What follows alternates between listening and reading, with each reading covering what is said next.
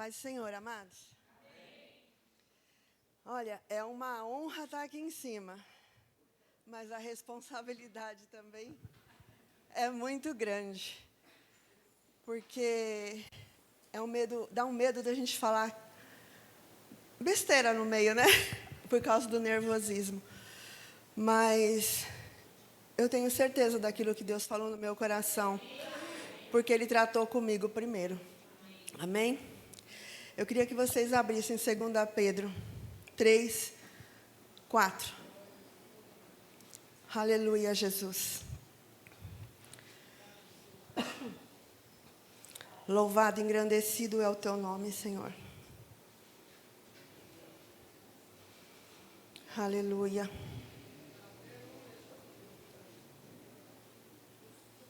Amém? E dizendo: onde está a promessa da sua vinda? Porque desde que os pais dormiram, todas as coisas permanecem como desde o princípio da criação. Eles voluntariamente ignoraram que, pela palavra de Deus, já desde a antiguidade, existiram os céus e a terra, que foi tirada da água e no meio da água subsiste, pelas quais coisas pereceu o mundo de então, coberto com águas do dilúvio. Mas os céus e a terra, que agora existem pela mesma palavra, se reservam como tesouro e se guardam para o fogo, até o dia do juízo e da perdição dos homens ímpios. Mas, amados, não ignoreis uma coisa, que um dia para o Senhor é como 1000 anos, e 1000 anos como um dia. O Senhor não retarda a sua promessa, ainda que alguns a tenham por tardia, mas é longânimo para convosco, não querendo que alguns se percam, senão que todos venham a arrepender-se. Amém? Pode sentar. Eu vou falar outros versículos, mas vocês só anotem para não demorar. Em primeiro lugar, eu queria ler para vocês o que é arrependimento. Porque muitas vezes a gente fala sobre o arrependimento, mas não entende o que é, né? E eu vou ler porque na cabeça não guarda tudo, né? Vem do hebraico, que significa conversão, mudança de direção, mudança de mente. Após os erros, escolher ativamente uma mudança verdadeira. Um ato de fé em Jesus, em reconhecimento ao seu sacrifício. Amém? Quando nós nos arrependemos, nós reconhecemos o que o Senhor fez por nós na cruz. Porque quando nós reconhecemos, nós queremos estar lá em cima com Ele. E quando não há arrependimento, fica meio difícil, né? Então, eu tive, em novembro, Deus já tinha falado comigo sobre arrependimento. Eu ainda brinquei com 2 amigas, falei assim, só falta ser o ano do arrependimento, porque Deus vinha falando muito comigo. E no dia que o pastor Lenilson pregou aqui, em novembro, eu estava ali naquele canto, enquanto a Sandra estava orando por Israel, eu tive uma visão. Eu nunca tive visão, não sabia nem como era. Mas foi muito esquisito, porque não foi assim, eu ver vocês, foi dentro da minha mente. Eu vi a cena que passou na TV, quando o Hamas atacou, a primeira vez. Mas parecia um telão. Ele descendo por aqui, eu não sei se chama paraquedas aquilo, se tem outro nome, que ele desceu atirando em todo mundo que estava na rave lá dançando, né? E eu vi aquela visão assim, eu falei, Senhor, o que é isso? Eu não estava nem pensando nisso. Aí eu ouvi uma voz falando assim, é assim que eu vou vir. Ninguém vai estar esperando. Todos vão estar vivendo as suas vidas, achando que eu não vou vir. Que a minha vinda é tardia.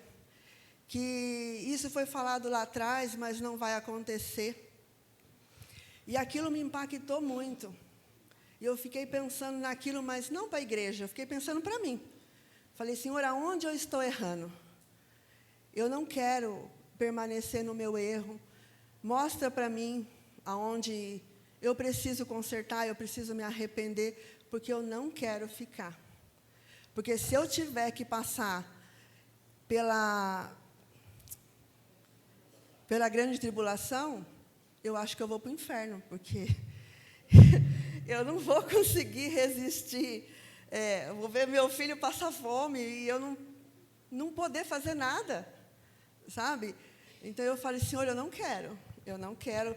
Pode espremer agora, pode fazer o que quiser agora, porque agora dá tempo, né? Ainda dá tempo.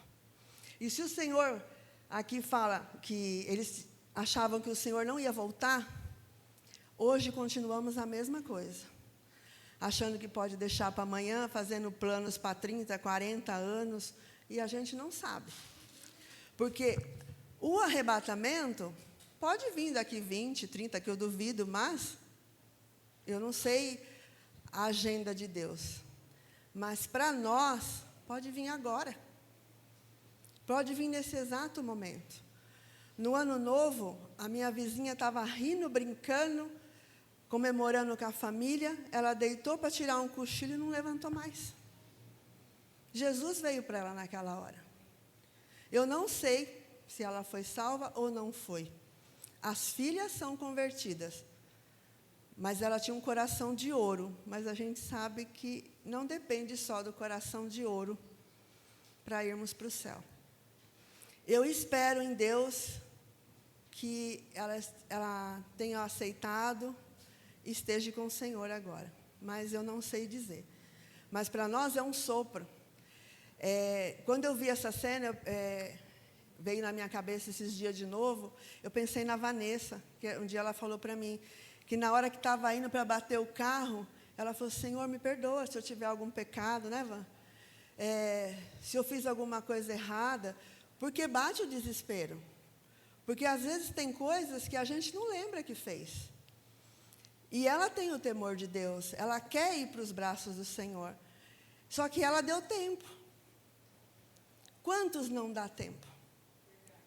Né? Quantos não dá tempo de falar, Senhor, eu me arrependo. Naquela rave, muitos já morreram ali na hora e foram para o inferno. Os que se esconderam, talvez deu tempo de se arrepender, a gente não sabe porque não está lá. E eu queria que vocês pensassem isso para esse ano. Cada vez está mais perto, cada vez está mais difícil o mundo.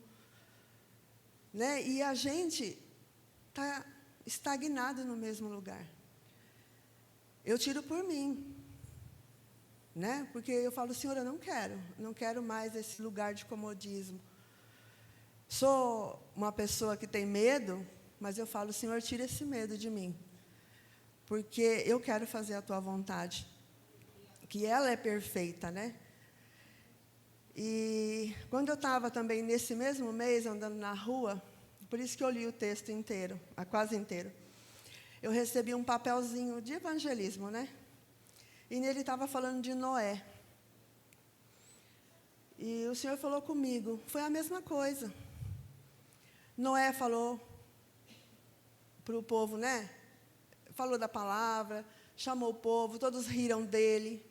Achou que aquilo não ia acontecer, que ele era um louco. E ele só obedeceu a Deus. Ele não era engenheiro, ele não era arquiteto, ele não era nada. Ele só obedeceu o que Deus estava mandando e construiu a arca, que era enorme. E Deus foi tão sábio que na hora que começou o dilúvio, ele fechou a arca por fora. Porque isso é eu, né? Veja o povo, a água subindo, o povo gritando, indo até lá, pedindo para ele socorro.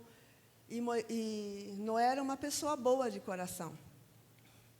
E eu creio que ele abriria a porta para algumas pessoas entrarem. E com isso a água entraria dentro da arca e mataria a família de Noé e todos os animais. Deus foi muito sábio. Porque ainda tinha tempo, eles não aproveitaram o tempo. E vai ser do mesmo jeito, estamos tendo um tempo. vai chegar uma hora que não vai dar mais tempo. Não vai ter mais como. Então, que a gente possa se atentar a isso. Davi pecou, mas ele era segundo o coração de Deus. Muito tempo, quando eu me converti, eu falava, como pode? Traiu, matou, como pode ser o segundo o coração de Deus? Se ele foi, eu também sou, eu não matei ninguém. Quanto tempo eu pensei isso? Mas por que ele era o segundo o coração de Deus? Porque ele estava pronto para se arrepender quando ele cometia um erro. Quando Natan chegou para ele e falou que ele tinha pecado, contando uma história, né, ele se arrependeu.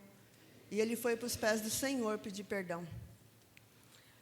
Porque ele sabia que mesmo com as consequências que viriam, porque nós vamos colher e vamos pagar pelos nossos erros. Tem coisas que não vai ter como. Você vai pagar pelo erro.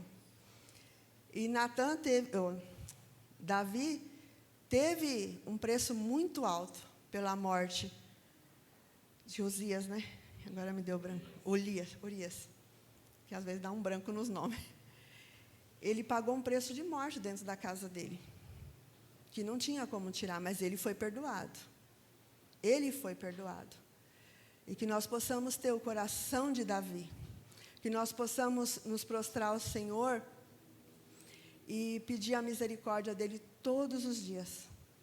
E, se preciso for, usar um Natan na nossa vida. Porque, às vezes, nós não enxergamos onde nós estamos errando. Deus já usou muitas vezes a vida da Conceição, da Nilda, para me chacoalhar. A gente vai falar que na hora a gente dá risada? Mentira. A gente fica até com raiva dos nossos amigos, né? Mas a gente busca o conserto. E o Espírito Santo traz a nós o entendimento e faça a gente pedir perdão, né?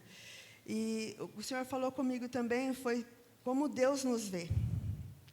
Ele nos vê, em muitas passagens bíblicas, como árvores, né? Eu separei uma, que está em Mateus 7,18, vocês não precisam abrir, se vocês quiserem ler em casa, que fala assim, uma árvore boa não pode dar frutos ruins, tampouco uma árvore ruim pode dar frutos bons. Toda árvore que não produz bons frutos é cortada e lançada no fogo. Assim, pelos frutos, vocês os conhecerão. E tem várias passagens que o Senhor nos trata como árvores. Jeremias, tem várias. Mas essa encaixava no que eu queria falar. O lançar no fogo, que eu vejo, é quando chegar ao final. Que não terá mais jeito, quem não obedeceu, acabou. Estou errada, pastor? Né? Não vai ter mais jeito. Eu creio nisso. E o que o Senhor ministrou comigo a esses dias, sobre a árvore, é que a árvore, eu cuido de um jardim numa casa que eu trabalho, né? E tem várias vitaminas, né, para a árvore crescer. Tem para a raiz, tem para as folhas, tem para a flor, tem para o fruto. A raiz você cavuca assim atrás, em volta, né?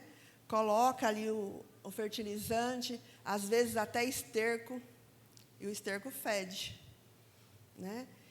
E para as nossas vidas, a repreensão, às vezes, no nosso entendimento, fede porque nos fere, e a gente não quer, né? Mas é ali colocada na raiz, o esterco, as vitaminas, para quê?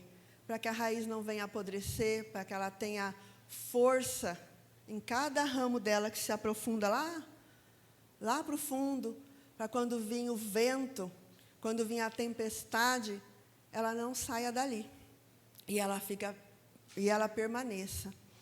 E o que para as nossas vidas fortalece a nossa raiz? É a palavra. É a palavra de Deus. Só ela pode fortalecer a nossa raiz. e nós não sermos enganados por falsas doutrinas, por mentiras que falam, por enganação. Está tudo aqui. Eu não sei, eu confesso, eu não sei ela decora, eu tenho dificuldade de decorar. Mas quando falam alguma coisa, eu vou procurar aqui. Eu não aceito na hora que me falam. Eu posso até ficar quieta, mas depois eu vou ver se está aqui mesmo. Ela é a que fortalece a nossa raiz, não tem outra. Não tem homem nenhum que pode fortalecer a nossa raiz, a não ser a palavra que Jesus deixou para nós. Aí tem para as folhas. As folhas, eu tenho muita planta em casa, eu amo planta. E flor, então, sou apaixonada, né?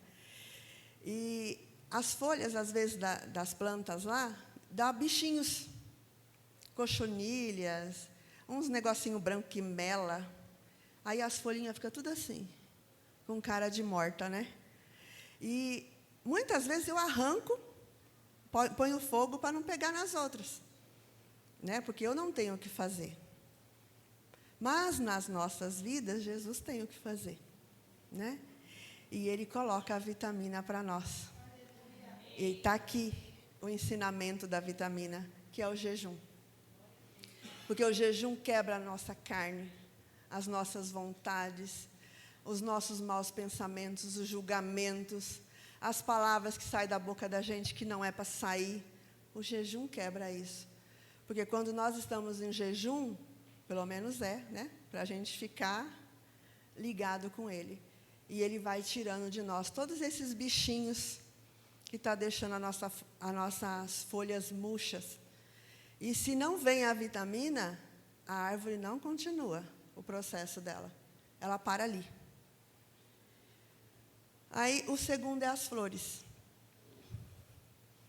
As flores, eu olho assim na rua, quando é primavera, todo aquele monte de flor, eu sou apaixonada, gente. Aquilo me faz viajar. Tem pessoas que olham para a sujeira das flores que caem no chão, né? Não, eu olho pela beleza da flor, a sujeira a gente limpa. Eu amo a flor, amo, amo. E o que pode fazer nós ficarmos floridos? É a oração. A oração nos deixa mais perto do Senhor e nos faz florir. A nossa fisionomia muda. De vez quando a gente não ora, a gente fica cabisbaixo, briguento, emburrado com tudo. Quando há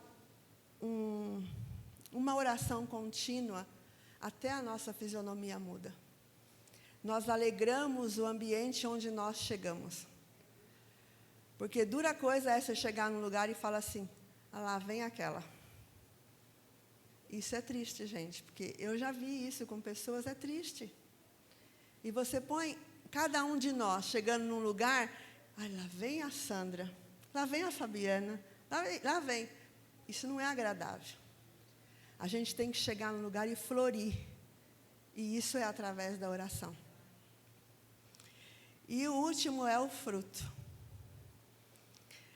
Como a gente consegue o fruto?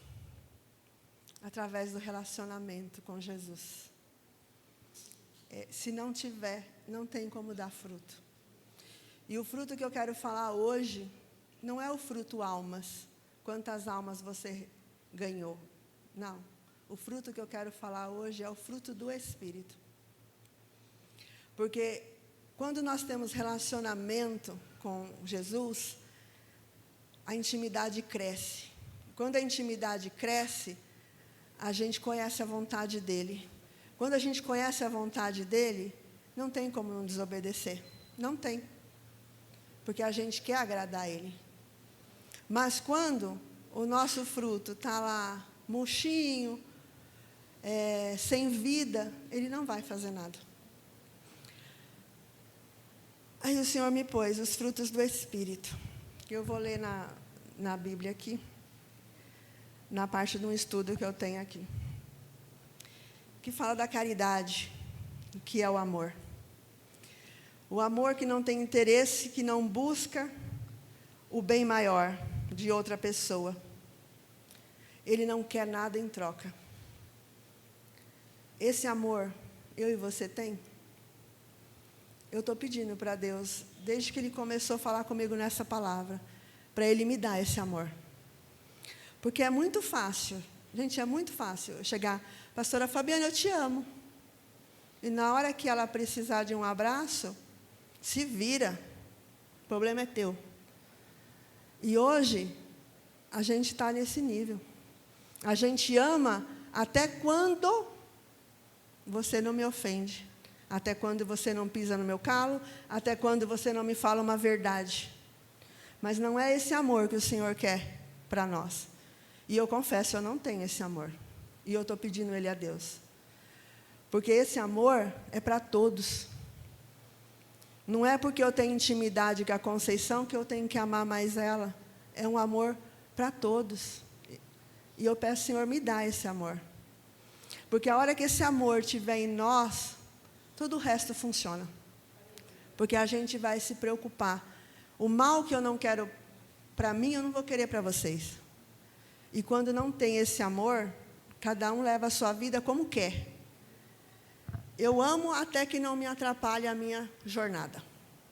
Começou a atrapalhar, eu deixo de amar. Quantas amizades são quebradas por isso? Ah, eu te amo. E vai na churrasco, e vai nisso, e vai naquilo, e vai para cá, e vai para lá. Na primeira pisada de bola, você não tem mais amigo.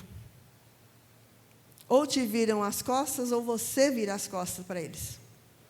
Porque nós buscamos nos outros perfeição. Mas nós não somos perfeitos. Nós temos que passar por esse processo. É muito fácil estar aqui em cima e falar sobre amor. O duro é a gente viver ele. Porque não é fácil, gente. Falar que é fácil viver o amor é hipocrisia. Porque o ser humano é difícil.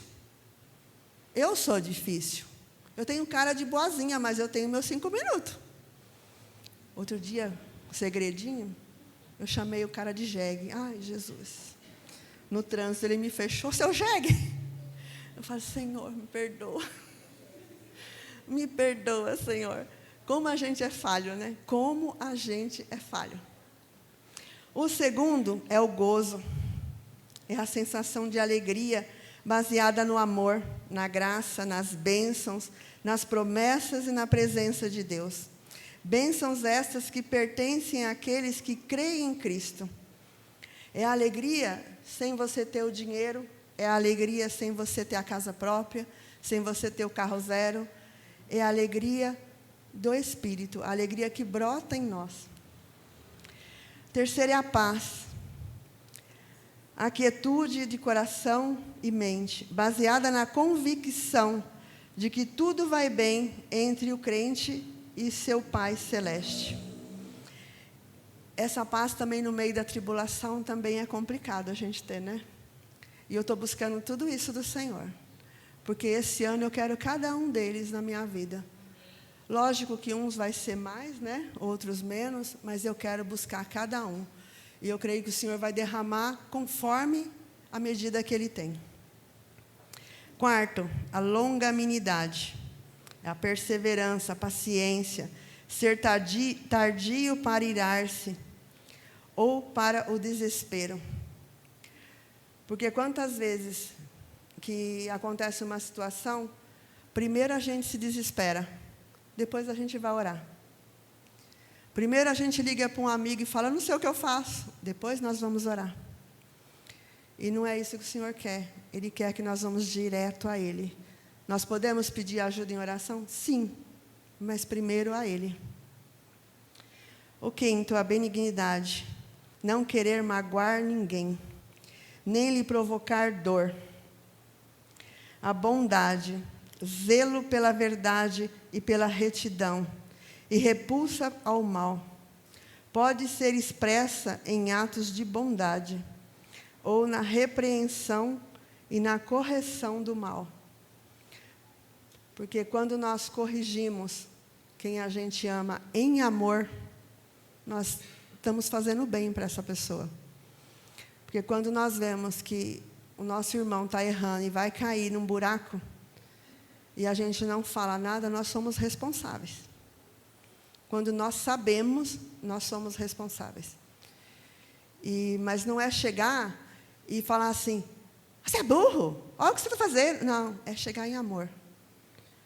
Porque o fruto do Espírito, tudo é em amor. E quando você fala gritando com uma pessoa, ela não te ouve. Eu sou testemunha disso. Me chamar a atenção gritando, está perdendo viagem. Não escuto. Literalmente, o meu ouvido fecha. Eu não sei o que você falou. Agora, você falar, senta aqui, e conversar comigo direito, mesmo que eu não goste, eu vou ouvir, e eu vou tentar consertar. E se eu não conseguir, eu vou pedir ajuda. Ou para a pessoa que me chamou a atenção, ou para os pastores, mas eu vou pedir ajuda. O 7º é a fé. Lealdade constante e inabalável. A alguém com quem estamos unidos por promessa, compromisso, fidelidade, honestidade. E o último é a mansidão. Não, ainda tem mais um. A mansidão, a moderação associada à força, à coragem, descreve alguém que pode irar-se com equidade, quando for necessário, e também humildemente submeter-se quando for preciso, para a mansidão. E a temperança, controle ou domínio dos nossos próprios desejos. Esse é um que falou muito comigo também. Porque quando a gente fala sobre domínio próprio, a gente já imagina só a pessoa agressiva, aquela que vai para cima, né? que briga. E também dá errado, tá, irmãos? Porque não é você vomitando tudo que você quer que você vai conseguir agradar a Deus. Você tem a hora certa para falar. Você tem que falar. Mas na hora certa, da maneira certa. Não do jeito que você acha ou que eu acho que está certo. Porque as pessoas têm sentimentos. E pessoas magoadas, elas se trancam num lugar e para tirá-las de lá é difícil. E se isso for por tua culpa, você vai dar conta com Deus. Se for por minha culpa, eu vou dar conta com Deus sobre aquela vida. Então, nós temos que pensar sim para falar. Nós temos que ter domínio sobre a nossa língua, sobre o nosso pensamento, sobre as nossas atitudes. Porque nós somos espelhos. As pessoas aí fora, olha, quando a gente chega em casa, se a gente chega gritando, se a gente chega louvando, se a gente chega na paz, as pessoas estão nos observando. Nós somos pontos de referência, querendo ou não. Você escolheu a Jesus, você é ponto de referência. Não tem jeito. Se você não tiver mudança de vida, não resolve nada. Como diz no começo, é conversão. É conversão. Senão, não adianta. Mas, não é só para quem é estourado. Eu sou uma pessoa tímida. Eu faço par com o pastor André. Eu não sou proativa. Eu preciso do empurrãozinho. Luto com isso o tempo todo. Mas esse sou eu, tá? Nós também não temos domínio próprio quando isso acontece. Porque Deus manda a gente ir e a gente não vai. É desobediência do mesmo jeito. Deus não se agrada do mesmo jeito. Teve uma vez, aí eu expondo o podrinho, né? Eu fui atravessar uma rua e tinha uma senhora meio assim, tá? Aí eu falei, e se eu for lá ajudar ela a atravessar, e ela falar para mim, eu não preciso de ajuda, ser grossa, o que eu faço? Aí eu não vou, não. Aí eu fiquei quietinha, esperando para mim atravessar. Aí veio uma moça, deu o braço para a senhorinha e atravessou ela nas duas faixas. Eu falei, ai, Jesus. Me perdoa, Jesus. Me perdoa pela minha negligência, por não te obedecer. Porque é nessas pequenas coisas. Se a gente não consegue fazer a vontade de Deus nessas pequenas coisas, quanto mais no grande. a bater em porta. Você quer Jesus? Você quer Jesus? Imagina, se não consegue nessas pequenas atitudes. Então, isso é para o que grita, para o que não tem domínio próprio, no falar, e aquele que também não faz. E isso Deus falou muito comigo, e eu sei que Ele está tratando comigo, e está doendo. Mas faz parte. E eu quero que doa, eu quero que Ele me trate. Porque eu não quero permanecer dessa maneira. Porque se nós tivermos os frutos do Espírito, não tem como nós negarmos a obra que o Senhor tem na nossa vida. As pessoas vão olhar para nós e vão querer o nosso fruto. Porque o nosso fruto vai ter perfume suave. Ele vai ter um aroma suave. Vocês já viram uma mangueira espremer para dar uma manga? Não é natural. Ele quer fazer o mesmo com cada um de nós. Ele não quer que a gente espreme. Senhor, me dá uma alma, pelo amor de Deus. Não. Ele quer que seja espontâneo. E quando a gente tiver esses frutos brotando na nossa vida, as almas vão chegar até nós e vai querer o que nós temos. Ela vai querer saber de onde é esse perfume, da onde é esse aroma tão gostoso desse fruto, que é a essência de Jesus Cristo nas nossas vidas. Quando nós começarmos a buscar esses frutos, e eles começarem a manifestar em nós, tudo vai mudar. E que nesse ano nós possamos ter esses frutos. O pastor André falou uma coisa no domingo, que me marcou, que foi, quando nós chegarmos lá em cima, muitos ele vai falar, aparta de mim que eu não te conheço. Mas muitos ele vai falar, esse é o André, esse é a Sandra, eles deram frutos, eu ensinei eles e eles deram frutos. Entre a casa de vocês. Isso me marcou. Mas como que ele vai fazer isso se não tem intimidade com ele? Se eu bater na porta do vizinho aqui e falar assim, me dá um cafezinho, eu vou sentar na tua mesa e vou tomar café. Você acha que eles vão abrir a porta para mim? Vai falar, sai daqui, filha, eu não te conheço, eu vou te pôr dentro da minha casa. É a mesma coisa com Jesus. Se nós não temos relacionamento com Ele, não temos intimidade com Ele, nós vamos chegar lá como um estranho. O que adianta você fazer obras, ajudar pobre, tudo é necessário, mas o que adianta você fazer só as coisas dessa terra e não ter comunhão com aquele que deu a vida por nós? Porque o sacrifício dele não foi em vão, eu creio nisso. Por isso que ele não voltou ainda, porque ele quer que todos que o Senhor deu na mão dele sejam salvos. Talvez não vai ser todos, porque muitos não querem. Mas Jesus deu a vida dele agora para salvar o povo e agora ele está tirando a salvação. Não, ele não tira. Aquilo que ele dá, ele não toma. Mas nós jogamos no lixo. Quando nós não o aceitamos completamente na nossa vida. E tem uma passagem que eu ia tirar, mas, porque o pastor falou ela ontem. Mas, Deus mandou eu falar, porque eu creio que é confirmação. Que quando nós buscarmos tudo isso, essa palavra de Isaías, ela vai se realizar na nossa vida. Está em Isaías 43, a partir do 15, que fala assim, eu sou o Senhor, vosso santo, o Criador de Israel, vosso rei. Assim diz o Senhor, o que preparou no mar um caminho, e nas águas impetuosas uma vereda. O que trouxe o carro e o cavalo, o exército e a força.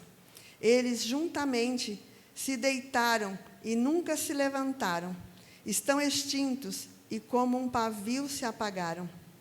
Não vos lembreis das coisas passadas, nem considereis as antigas. Eis que farei uma coisa nova, e agora sairá a luz. Porventura, não sabereis? Eis que porei um caminho no deserto, e rios no ermo, rios na terra seca. Então, se hoje nós estivermos secos ainda, esse rio pode inundar as nossas vidas e deixar a terra fértil para a nossa árvore crescer e dar frutos. Porque lá atrás, quando o Senhor amaldiçoou aquela figueira, é porque ela só tinha aparência.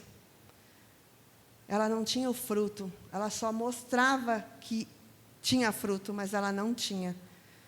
E hoje, que nós possamos não viver de aparência, mas nós possamos verdadeiramente buscar os nossos frutos.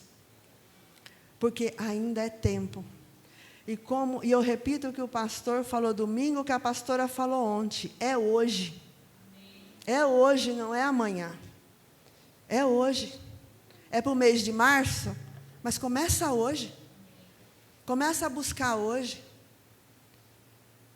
Porque o Senhor tem muito para fazer na vida de cada um de nós. Você está pronto para coisas novas? Será que eu estou pronto?